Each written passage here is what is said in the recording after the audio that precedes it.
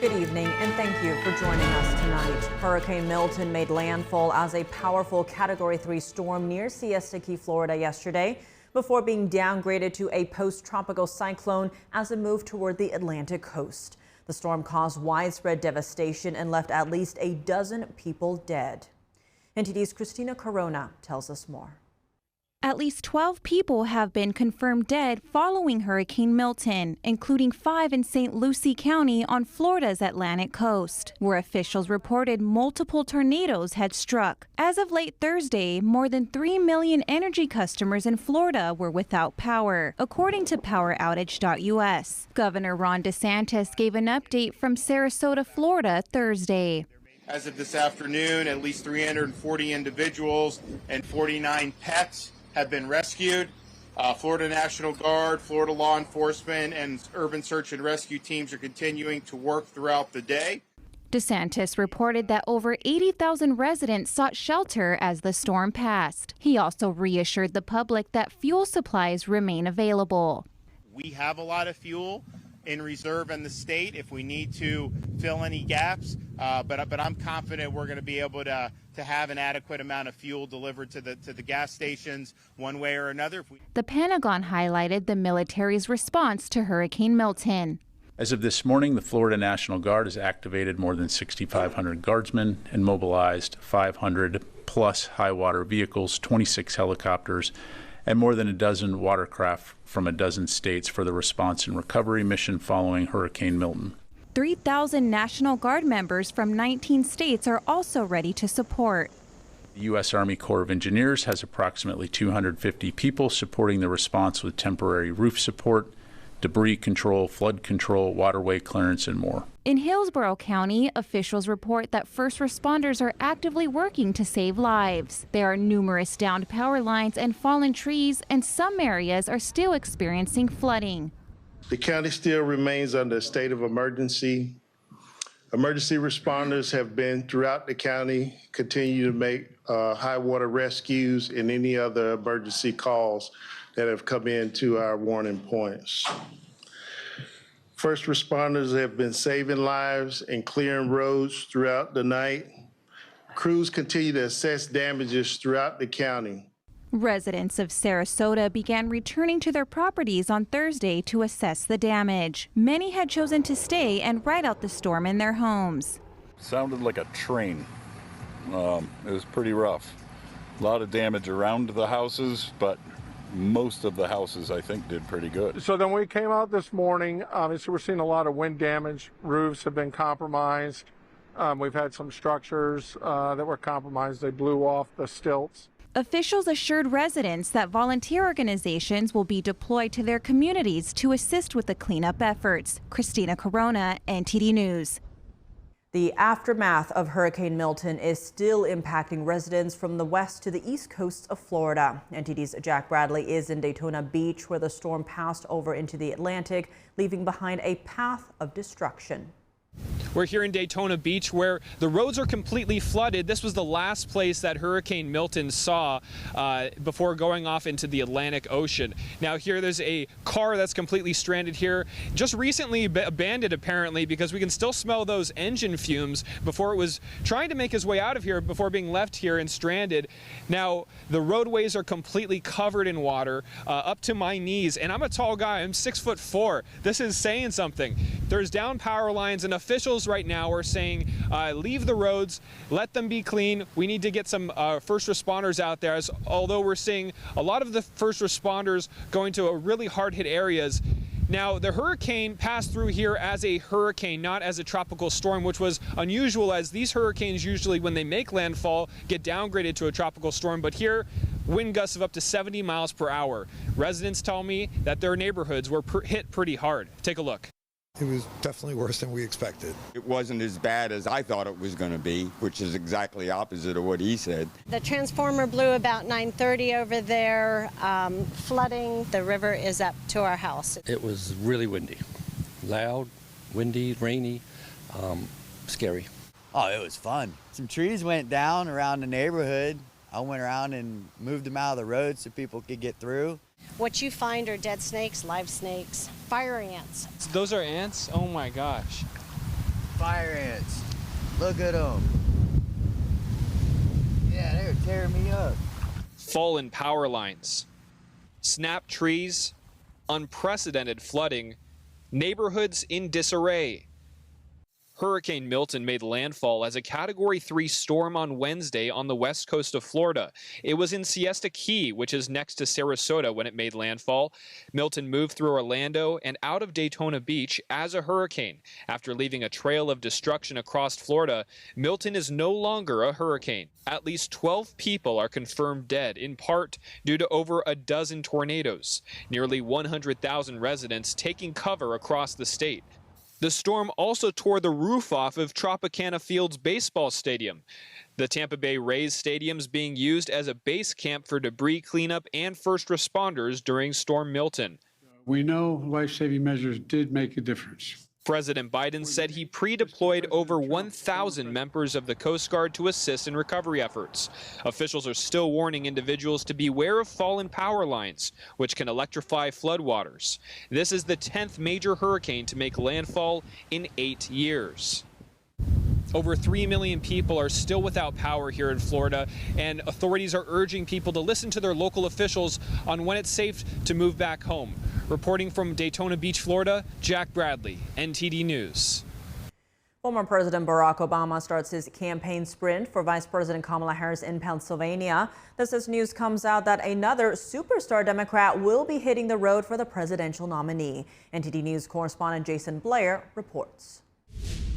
Former President Barack Obama will be hitting key areas in battleground states in an effort to rally support for Vice President Harris in her presidential run. He's starting things off with an event at a college campus in Pittsburgh on Thursday night. Mail-in voting has already begun in the area. Pennsylvania swings the most weight among the 7 battleground states with 19 electoral votes.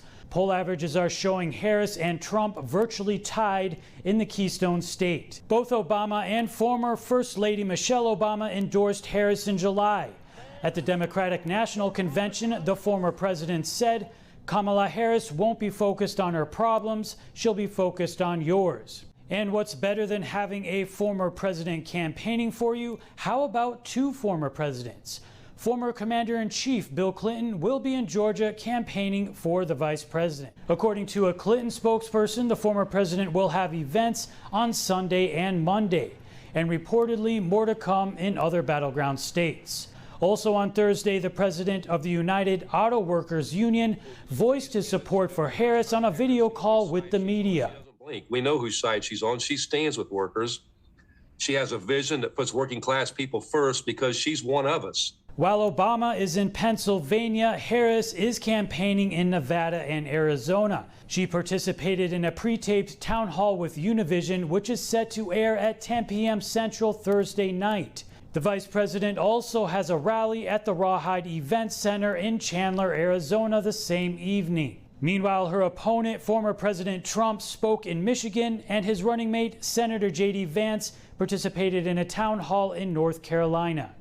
Reporting in Washington, D.C., Jason Blair, NTD News. Proposing new economic policies, former President Trump vows to save the U.S. auto industry and revive what he calls the once great city of Detroit. But Vice President Kamala Harris's campaign is criticizing Trump's record on creating auto jobs. NTD's Iris Tao has more. Speaking to about 1,000 people in the Motor City, former President Trump on Thursday proposed a new set of tax incentives and trade protection policies that he said would bring auto jobs back to the U.S. Today I am announcing a detailed plan to save the American auto industry and bring millions and millions of jobs back to our shores. And you will see a mass exodus of manufacturing jobs, but from Mexico to Michigan, from Shanghai to Sterling Heights. Specifically, Trump announced a proposal to make interest on car loans fully deductible. That, he said, would stimulate domestic car production and make cars more affordable. He also vowed to give large tax breaks for car makers who build their factories and do research and development domestically. That's in addition to his previous proposals of lowering corporate tax rate to 15% for those who make their product in the U.S. and to use heavy tariffs to stop China from exporting its cars to the U.S. They're going to pay a 100% or maybe even a 200% tariff because we're not going to let them come in to our country and destroy what's left of our auto industry. But Vice President Kamala Harris's campaign took aim at Trump's trade policies in a press call before Trump's event. In the call, the president of the United Auto Workers said there was a loss of auto jobs in Michigan during Trump years, and that Trump would cost more jobs if he becomes the president. When he was president, as I said, he was the job killer in chief because he is a champion of corporate greed. Plant closures are exactly what Trump is threatening with his plan to roll back tens of billions of dollars of investment in American manufacturing jobs. And on Friday, Trump's holding rallies in Aurora, Colorado and Reno, Nevada. Reporting by Iris Howe, NTD News. North Carolina and Florida are making it easier to vote in this year's elections. That's over concerns that the impact of recent hurricanes might affect voter turnout. North Carolina lawmakers passed legislation making it easier for residents affected by Hurricane Helene to cast their votes. The legislative package applies to counties impacted by the storm. It allows local election boards to modify voting hours, combine precincts, and more. Before the package was passed, former President Trump expressed support for easing voting rules in North Carolina. And in Florida, Governor Ron DeSantis also announced changes for affected counties. He's giving them greater flexibility in distributing mail-in ballots and changing polling sites. More changes could be announced in the aftermath of Hurricane Milton. And in some breaking news just now, the voter registration deadline will not be extended in Georgia and Florida following recent disruptions caused by Hurricane Helene. Two federal judges have rejected requests to immediately reopen voter registration in the two states. The registration deadline in Georgia and Florida was this past Monday. The judge in the Georgia case said the plaintiffs did not sufficiently prove they were harmed and that there are no state laws allowing an extension. Lots of action in Arizona this week, a heated debate between Senate candidates while both VP candidates Governor Tim Walz and Senator J.D. Vance campaign in the state. Arizona is the first battleground state to kick off early in-person voting. NTD's Melina Weiskup joins us with more. Nearly 3 million people have already cast their ballots for early voting nationwide. Arizona is the latest state, being the first battleground state to kick off early voting. Just yesterday, of those people casting early votes, most of them are coming from mail ballots, and tens of millions of other Americans have requested mail ballots. Those who are voting by mail are generally Democrats, and they tend to be older age, around 60 or older. And now that Arizona has started that early voting, campaigns from both parties are really honing in and emphasizing that state. Just yesterday, the two vice presidential candidates held dueling rallies in Arizona. Arizona being a border state, both of them honed in on the issue of immigration. Here's what they said. Now, the thing that Democrats always say is that their illegal immigration policies are compassionate. They're not compassionate for the American citizens who have had their communities flooded with fentanyl. They're not compassionate to people like Lake and Riley who were killed by illegal aliens that Kamala Harris let into this country. They want to blame everything on migrants, and they want to take no responsibility or come up with no plan. Senator Vance, I will give them, again, I'm being generous tonight, I'm giving them credit. Additionally, later this evening, Vice President Kamala Harris will be in Arizona for a rally in Phoenix. Former President Trump will be in Arizona on Sunday for a rally north of Phoenix. And in some sense, this is their last chance to woo voters. Arizona is very popular for early voting. Remember, back in 2020, 80% of the voting population in Arizona voted before Election Day. Additionally, there was a Senate debate, the first and only of which happening this year, between Senate candidate Kari Lake and Senate candidate Ruben Gallego. Both of them honed on the issue of border security, both saying they support a border wall. Listen to this. Mr. Gallego, you were one of the earliest and most emphatic critics of a border wall. Has your perspective changed on that? How much of a role does a border wall need to play in an overall security package? You have 2 minutes. Well, I think a border wall is important to a security package, but it also has to be coupled with technology, manpower, and then laws that come behind that. My first piece of legislation will be to fully fund and expedite the construction of the border wall. It's unfortunate we already paid for the construction materials to do that. Now, this Arizona race is not rated as a toss-up race, as most polling indicates it's a lean Democrat race, but polling is still in the single digits. There's around 8% of a margin between those two candidates, but those polls have actually been widening in Democrats' favor as we get closer to Election Day. Now, Arizona is a very fluid state here, so it is definitely worth paying attention to on that down ballot, in addition to the battleground presidential race that's going to be shaping up. And we see that through the margin of victory that Kyrsten Sinema had back in 2018, as well as what we saw in 2022. Both of them, the Democrat senators, won with just a single-digit margin. And then we saw Kyrsten Sinema, the current senator, of course, switch her party midterm from Democrat to Independent. Reporting from Washington, D.C., Melina Weiskup, NTD News. South Dakota is removing almost 300 non-citizens from its voter rolls, part of a review to make sure the elections are secure. But a civil rights group is now accusing the state of violating federal law by removing the individuals. South Dakota's Secretary of State issued a statement after removing over 270 non-citizens.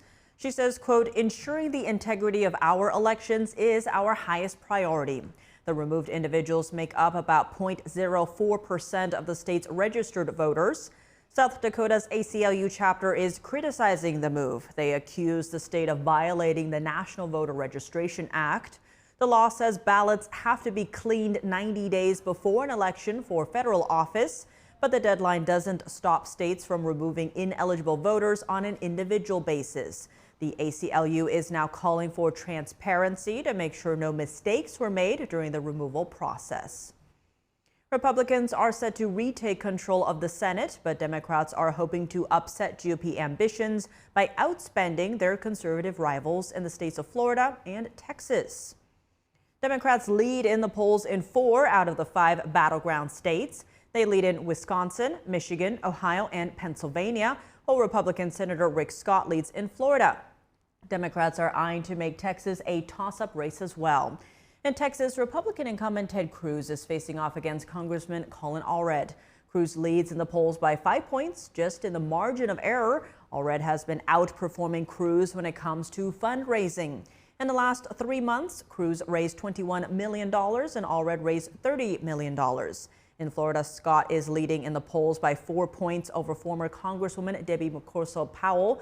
But the Democratic Senatorial Campaign Committee has allocated some $25 million to help candidates, including McCorso-Powell. Abortion is on the ballot in Florida this November 5th. Democrats hope that might help mobilize voters in an otherwise red state. It's important to note that Scott is also running to become the next Senate GOP conference leader if he retains his seat come November 5th. Welcome back. I'm Tiffany Meyer. Israeli forces have reportedly struck a school in the Gaza Strip that was sheltering displaced people. Meanwhile, an Israeli military spokesman showed how Hezbollah is hiding weapons in civilian homes. NTD's Jason Perry has the details. On Thursday, residents in the Gaza Strip inspected the damage after an Israeli airstrike hit a school that was housing civilians. The strike killed at least 28 people, according to the Palestinian Red Crescent. NTD cannot independently verify this number. The people here are innocent. We are civilians. We have nothing to do with it. We are residing in a school.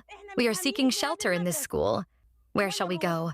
Israeli forces said terrorists had a command and control center in the school from which they planned and conducted attacks. Israel also said they took steps to prevent civilian casualties by using precise munitions and aerial surveillance.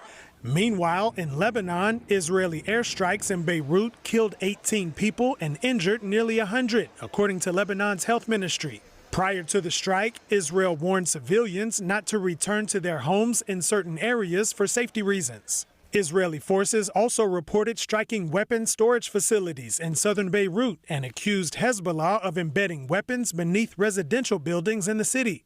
In a video released on Thursday, Israel Defense Forces spokesperson Daniel Hagari said this at a house in southern Lebanon near the border. All of these weapons here were stored and piled in the house, ready for the big raid. The raid plan called Conquer the Galilee.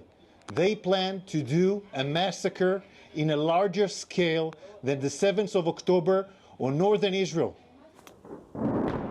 Meanwhile, Israel has also accused Hezbollah of operating near United Nations posts in Lebanon. On Thursday, Israel said its forces were operating next to a base run by the United Nations Interim Force in Lebanon. Israel said they instructed the UN forces to remain in protected areas before Israeli troops opened fire.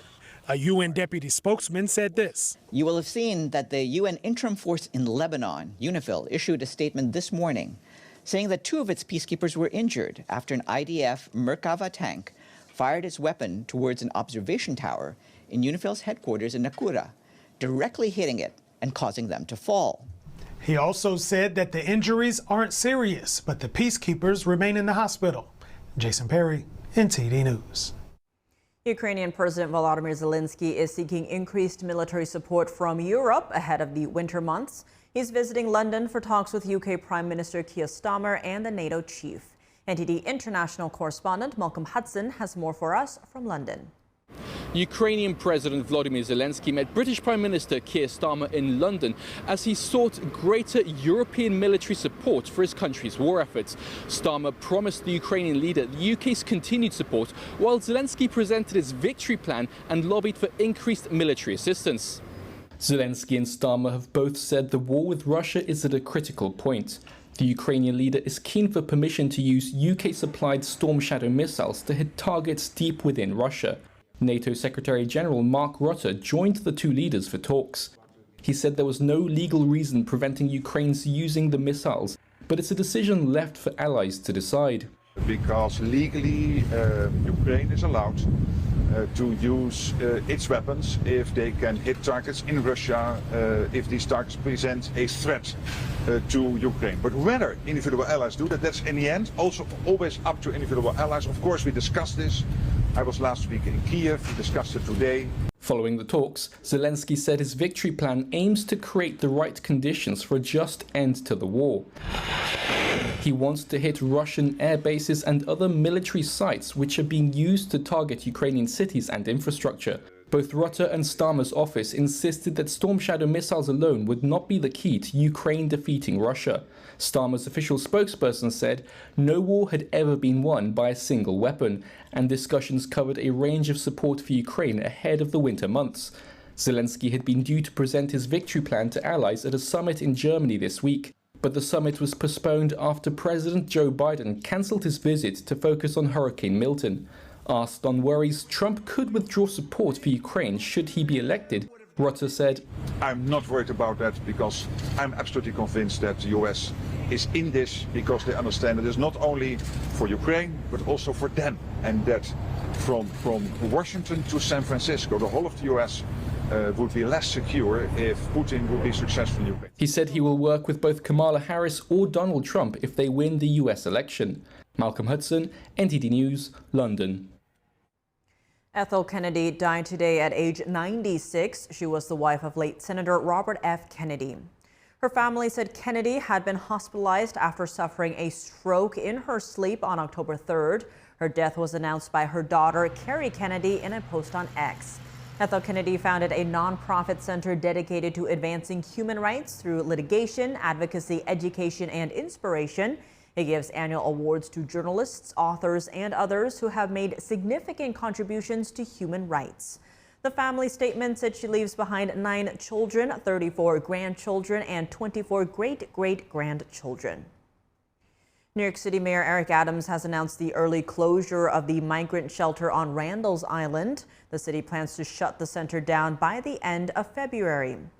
Migrant shelter on Randall's Island. This decision comes as the number of immigrants entering the city has significantly dropped. Capacity at the shelter is already being reduced. Remaining occupants will be moved to other shelters. Adams says that immigrant numbers in city shelters have dropped for 14 consecutive weeks, reaching their lowest in over a year. About 60,000 immigrants are still residing in shelters. The move comes after a nonprofit that manages park space on the island threatened legal action. They wanted the 3,000-person facility closed by August. Podcasts, social media, and conventional news outlets. Where do people turn for their news? Plus, what types of campaign ads are popping up in their feed? NTD's Sam Wong was out on the National Mall to hear from voters. Where do you get your news from? Social media and newscasts, CNN a lot, PBS. Mostly NPR. Typically from a Fox network. The New York Times and the Wall Street Journal. Heather Cox Richardson, Joyce Vance. Usually the Wall Street Journal, or if I'm being honest, TikTok, because I'm on that a lot. And how about you? TikTok and podcasts too. You kind of access information based on the stories that you can get more in-depth information on the media sites. They do a pretty good job at trying to get all the facts. I believe that, in my opinion, that's the most accurate. Yes, they're biased in certain ways, but they at least have some accountability and some reputation left. That's because it gets a little bit more in-depth versus a quick soundbite. TikTok, I like it because it's a bunch of opinions, so I get to differentiate between those, and it's like real voices, I feel like. TikTok is able to put hot topics into like concise videos, and then I can like go outsource ideas. I think podcasts are great because it's a way to consume some information while you're doing something else and everyone's really busy. I find it hard with the national news outlets to you're going to get biased one way or the other. So what kind of campaign ad have you been seeing lately, and do you think they're effective? All bad. Most of them misrepresent most of what you see. I've seen some Kamala, and I'm liking the Kamala ads. So. I've seen more Kamala ads than Trump ads. Honestly, I haven't really been seeing a lot of campaign ads. I don't know if you have either. I've seen more Trumps than I have Biden's or Harris. I probably listen to what Harris's ads are saying and how they're trying to defame or disparage Trump. I've been getting campaign ads for Kamala Harris. It's the same message she's been saying over and over again. I mostly get the donate $5 to Kamala Harris's campaign. I just think we need to get money out of politics, though. I mean, I think that's just gross. I'm not from a swing state, so actually the truth is I don't get a lot of campaign ads. Joining us now to discuss Harris's town hall and how the candidates can win over the Hispanic vote in the final weeks before the election is Abraham Enriquez, the founder and president of Bienvenido US, a nonpartisan organization dedicated to the advancement of the Hispanic community. Abraham, thank you so much for joining us. Great to have you with us. Thank you so much, Tiffany. Great to be here with you. Now, with the election down to the wire now, both campaigns are honing in on the importance of the Latino vote. We see that with the dueling town halls between Harris and Trump, hosted by Univision. Harris's is airing tonight, while Trump's has been postponed due to the hurricane. Give us a sense on how the campaigns have been doing in terms of reaching these voters. Yes, absolutely. But before I do that, I want to make sure that your audience knows the importance of Hispanic outreach and why, particularly this election cycle, Latinos play a heavy role. We know that this election cycle, Hispanics are the second largest voting bloc in the country. We are the largest minority voting bloc. 36 million eligible Hispanic voters this election cycle, up about 4 million from the 2022 midterm elections. In states like Nevada and Arizona, we make up about 30% of the electorate, meaning there is no pathway to victory in these critical swing states without the Hispanic vote.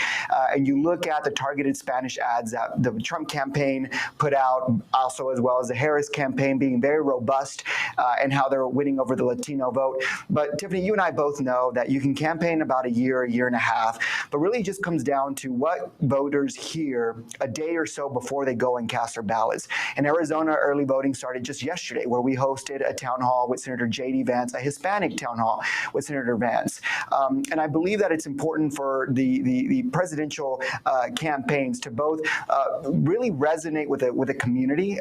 Just yesterday, the Harris campaign also announced Hombres con Harris, a bus tour coalition in these swing critical counties.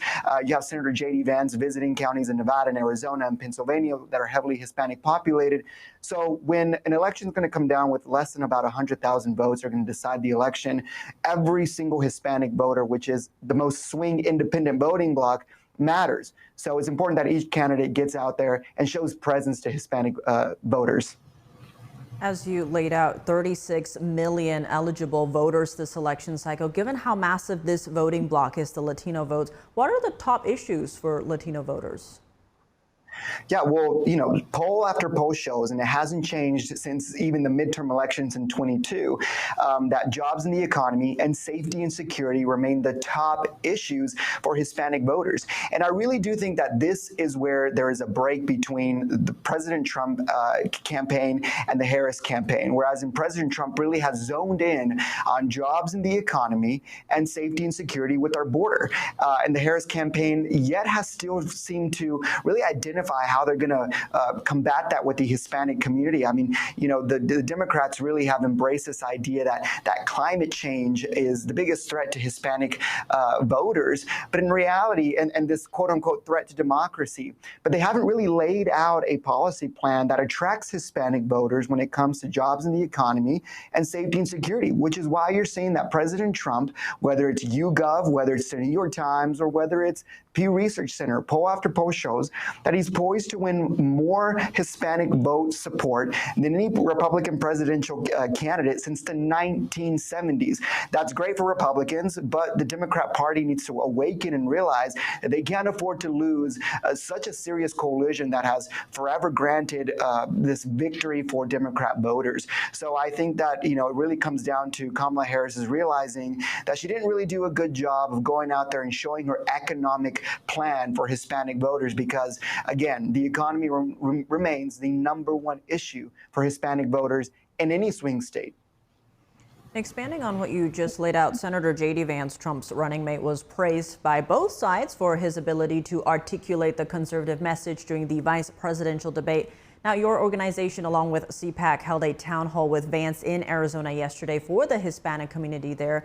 Based on audience response, was he, as in Vance, able to articulate the Trump-Vance message to Hispanic voters just as effectively, and did it resonate? Yeah, I mean, you look at our town hall that we had, it was a full church with standing room only, with members that were going to go and cast their vote that same day as we began early voting. And Tiffany, I want to be honest about something. When it comes to policies, the Republican side hasn't always understood how to articulate and break down policies that the everyday Hispanic voter can really understand. And I believe that's why President Trump and Senator J.D. Vance are really resonating with Hispanics in swing states, because they're not out there pushing policies that a PhD economic professor can understand at Harvard and Yale. They're talking about in a way that an everyday mom, an everyday dad, a son and a grandpa within the Hispanic community can understand what they're actually going to talk about. Senator J.D. Vance really zoned in on why bringing back manufacturing jobs, which the state of Arizona lost 800 of them just that last month, resonates deeply and personally with him. Being able to break down economic policies in a way that the everyday American voter understands right before they're going to go and cast their ballot is the way that you win this election cycle. And so I'm interested to see how the Harris campaign is going to be able to talk about this socialist-styled price control policy plan that she has in Hispanic town halls, because as we both know, Hispanics, anything that smells like socialism, they run away from. So it's going to be a very interesting dynamic when it comes to how these both campaigns are managing the conversations of jobs, the economy, and resonating with the everyday Hispanic voter. When it comes to how Harris will handle certain issues, what topics do you see Latino voters most keen to learn about during tonight's town hall? So Harris needs to do one thing, which I believe she hasn't been able to do successfully, and that is differentiate herself and divorce herself from the Biden presidency. When you go around this country, whether it's Clark County in Nevada, Maricopa County in Arizona, Lehigh or Berks County, Pennsylvania, or Gwinnett County in Georgia, where I have spent a lot of time in, Hispanic voters say, yes, Kamala Harris is running, but why can't she go to the White House and do all the things she's promising to do right now? And so she needs to be able to tell Hispanic voters why is it that as vice president, she is different from President Joe Biden. And when she went and sat down with The View just the other day and said, there is going to be no big difference between her and Joe Biden, that really hurts her. So in this town hall with Univision, she has a really big task ahead of her, which is how are you different than Joe Biden, which we know was polling pretty negatively when it comes to Hispanic voters for a sitting Democrat incumbent president. Again, she also needs to understand this. that 2/3 of Hispanics on the voter rolls are second and third generation American. What does this mean? That means that English is predominantly our first language. Most of us have a college degree, and we're looking more at policies that are going to be able to help us maybe start a family, buy a home, climb the business success ladder. And Democrats, time after time, they always just want to stick Hispanic voters with this idea of immigration and the talk of amnesty. And while I do think that's a really important conversation to talk about, the Democrat Party needs to understand that the Hispanic voting bloc is a lot younger and looks a lot more American, assimilating to American culture. And so you need to be able to rebrand your policies in a way that resonates with those young voters as well. And so I think that that's what she's going to have a major task in this town hall with Univision. Abraham Enriquez, founder and president of Bienvenido US. Thank you so much for joining us. Thank you. Welcome back. I'm Tiffany Meyer now for your sports news. We're joined by NTD's Dave Martin. Dave, plenty going on today, but let's start in baseball, where we have a pair of playoff games on tonight with Cleveland and Kansas City facing elimination. What are you seeing as keys to these series? Well, Cleveland, I mean, they just need to score a run. They had been shut out 2 straight games. That was 20 innings in a row without scoring a run. Now, their game already started at 6 o'clock. And they got a run in the first inning, so they finally have stopped that streak. But you've got to figure they should at least be able to get Detroit's bullpen tonight, because the Tigers used nearly everyone in their win yesterday. Now, meanwhile, Tigers manager A.J. Hinch, he's looking pretty good right now. I mean, just to get his team this far, even into the playoffs, seems somewhat improbable at the beginning of the season. He pushed all the right buttons last night, and now this team is 1 win away from the next round. Now, in the Royals-Yankees series, Yankees are up 2-1, despite going just 3 out of 25 in this series with runners in scoring position. And despite Aaron Judge going just 1 out of 11, he struck out 5 times. All he's got is a single to show for it. So they've got to feel fortunate to be ahead at this point. I mean, Kansas City, though, they've got to feel fortunate just to have made it this far. I don't think anyone thought this was possible after they lost 106 games last year.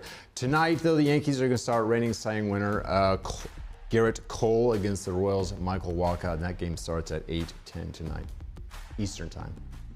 Good distinction right there. Well, moving to tennis news, 22-time major champion Rafael Nadal announced his retirement today, effective after next month's Davis Cup. Now, what were some of the reasons mentioned? Yeah, mainly because of injuries, especially the last 2 years. I mean, he hasn't been able to beat his old self, really, since 2022. You know, he barely played in 2023, suffered a hip injury in the Australian Open in January, missed the entire rest of the season. Tried to come back this January, got injured again at the same event, or actually right before the same event, had to pull out. Then he lost in the French Open in May when he tried to come back for that. And that was almost sad to see, because he had really dominated this event. I mean, 112 wins, 4 losses, and 14 titles. I mean, only 3 other players have even won 14 majors at all, and he's done it at 1 event. That's how much he dominated this major. So it seemed like the end is near, plus he was 38 years old. I mean, now he's going to retire, second all-time, though, in career majors, as he said, with 22. Only Djokovic has more with 24. Roger Federer's right behind with 20. And he'll go out similar to Federer, playing at the Davis Cup. I would guess Federer, who he's good friends with, is going to be there again. Looking at NFL news, the New York Jets have stripped offensive coordinator Nathaniel Hackett of his play-calling duties, yet he retains his title. Have they clarified what his new responsibilities are? No, not really. They said Todd Downing will be their new play caller on offense. Now, Downing was already the passing game coordinator and the quarterback's coach, so it's not like it was a new hire. So I'm guessing he'll have a somewhat similar approach still. I'm sure they're getting all this figured out, though, still in the wake of head coach Robert Saleh's firing 2 days ago, which kind of shook the league. But it's a touchy situation with Hackett, though, because Hackett, by all accounts, very close friends with Aaron Rodgers. Now, they hired him just before they traded for Rodgers. Of course, I don't believe they'd make that trade for Rodgers had they not got assurances from him that he'd agreed to play. And that probably was, that probably was helped by the fact that Hackett was there. Now, that trade was a year and a half ago, and of course, at the time, Rodgers was considering retirement. Hackett, of course, had been his offensive coordinator in Green Bay, where he had won multiple MVP awards there. Green Bay's offense, though, was a lot better with those two there. I'm not sure why it's struggled this time around. So a lot of changes going on with the Jets offense. And shifting gears to tonight's NFL action, the Thursday night football matchup features the San Francisco 49ers playing at Seattle Seahawks. Now, the popular question with the Niners team, though, is when will All-Pro running back Christian McCaffrey return? Yeah, the only answer we seem to know is he's not going to play tonight. Again, that's 6 straight games now. He's yet to play this season. He's got some sort of Achilles injury. It's been strange, too, because it looked like he was in line to start the opener against the Jets, but he was scratched at the last minute. So you would have expected he would have been back maybe the next week or at least the week after. Instead, it's over a month later. He's still out. Of course, San Francisco knows the main thing is to have him ready by the end of the season. Of course, they have to get there still. Now, on the other side of the field, Geno Smith, I mean, that guy continues to amaze me. You know, he was written off a decade ago, and somehow he has figured out the quarterback position. Now in his early to mid-30s, he's got 2 straight Pro Bowls. He's leading the NFL in several passing categories again this season. He's got Seattle off to a 3-2 start. San Francisco is 2-3. If they get a win here, that gives them a 2-game lead over San Francisco. That's won this division 2 straight years. So it's a big game tonight. That starts at 8:15, also Eastern Time. Well, Dave, as always, thanks for joining us. Well, thank you, Tiff. Elon Musk is expected to unveil the future of Tesla tonight. Many are expecting a robo-taxi demonstration after years of anticipation. NTD's David Lamb reports. Some X users are anticipating Tesla's We Robot event set to livestream at 10 p.m. Eastern Thursday night. The company is expected to showcase the CyberCab vehicle, which may not have a steering wheel and pedals.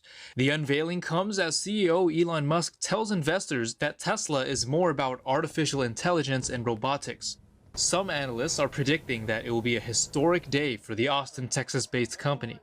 Earlier this year, Musk said the robo-taxi could be a combination of Airbnb and Uber for Tesla owners. Others are skeptical about safety. University of South Carolina Associate Law Professor Bryant Walker Smith, who studies autonomous vehicles, stated the challenge is developing a combination of hardware and software plus the human and digital infrastructure to actually safely drive a vehicle even without a steering wheel on public roads in any conditions. Musk acknowledged that past predictions for the use of autonomous driving proved too optimistic. In 2019, he promised a fleet of autonomous vehicles by the end of 2020. The Tesla event will be live-streamed from Warner Brothers Studio in Burbank, California. David Lamb, NTD News, California. And that's all for today's news. For round-the-clock coverage, visit us at ntd.com or download our NTD app. Thanks for tuning in. I'm Tiffany Meyer. Good night.